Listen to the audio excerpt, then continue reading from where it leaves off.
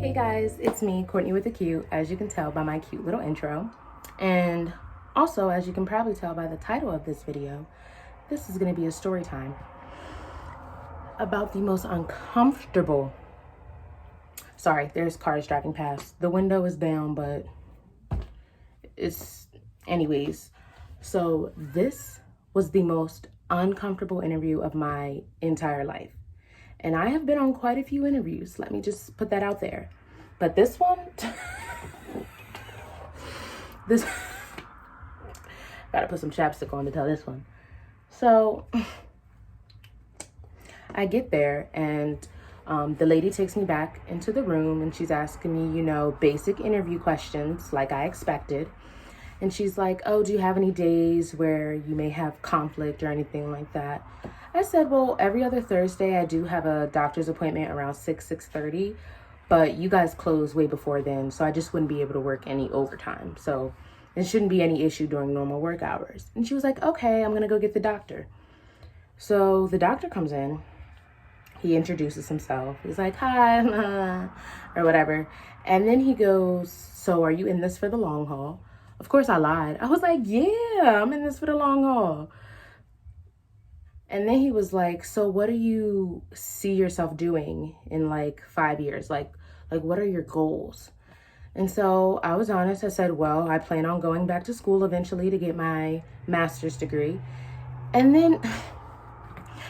then he goes, oh, okay. Are your parents able to financially support you in school?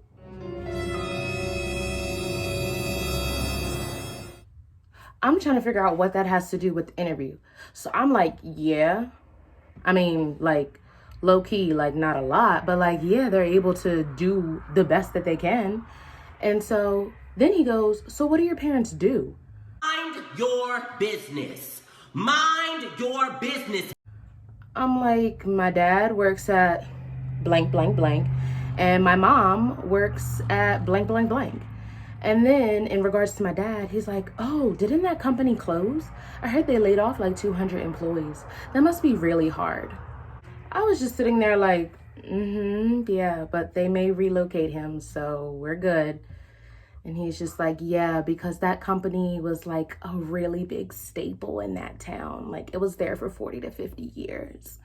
And again, I'm sitting there like, okay, maybe he's trying to make conversation, but he's really bad at it. So then he goes, so my mom works at a car dealership. He goes, what car dealership does your mom work at? And I was like, one in Dover. I wasn't trying to give out that much information. And then he goes, oh, I'm asking because I'm thinking about getting my kids a car. I tell you right now, we don't care. So which car dealership does she work at? So then I told him and he goes, oh, which one? I was like, I don't feel comfortable giving out this information, but I also feel uncomfortable not answering his questions because this is a potential employer and your girl needs a job. She needs money. So I told him and he's just like, oh, okay, cool.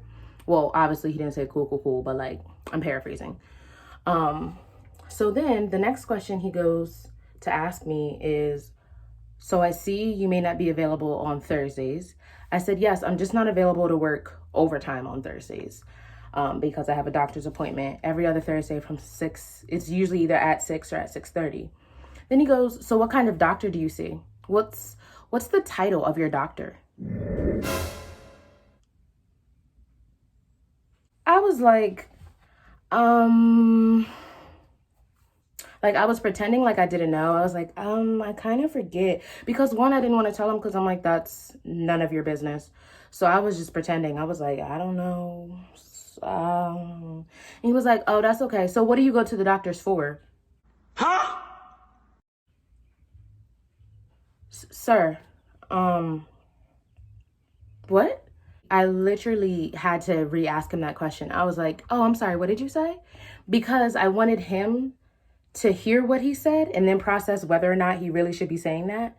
And then I thought he wasn't going to ask me again, but nope. He straight up repeated it. He said, what do you go to the doctors for? I was like,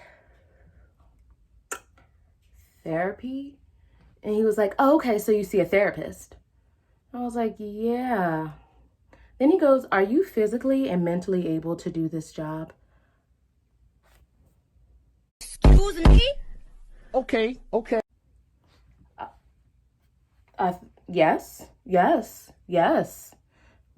That's why I applied, because I'm physically and mentally able to do this job. And the thing that also made me mad is he had my resume literally on the table sitting right in front of him so he could see all the experience I had. Boo-boo, I've had experience doing harder jobs than this one. So why wouldn't I be able to mentally do this one? I worked with kids. That you need a lot to work with kids. So I was just like, by the way, this position was to be like a receptionist. Like, and for him to ask me that question, I was just like, this is why I didn't even want to say what I went to the doctors for, because now you're just being extra. And so then he was like, oh, okay, so you go to therapy for like everything else, like this wouldn't affect your work or anything like that. I'm like, no, it's not gonna affect my work. Then, as we were getting ready to leave the interview room, he goes, why do you spell your name like that? And sidebar, whenever anybody asks me why I spell my name the way I spell my name, I always wonder if they know how a birth certificate works. Like, I don't pop out the womb and write my own name on the birth certificate. My parents do that. So when people ask me, why did I decide to spell my name like that? It really makes me confused on why they think I had a say in it. But anyways, back to him. He goes, why do you spell your name like that? I said, my dad did it. He goes, oh, okay. Are you fluent in Spanish? Bro, what are you talking about, man? I said, I wouldn't say fluent, I'm conversational. And he said, oh, okay. Is your dad Spanish or of Spanish background? Is that why your name is spelled like that? Excuse me, bitch? What does the race of my father have to do with me getting this job? What does the race of anyone in my family have to do with me getting this job?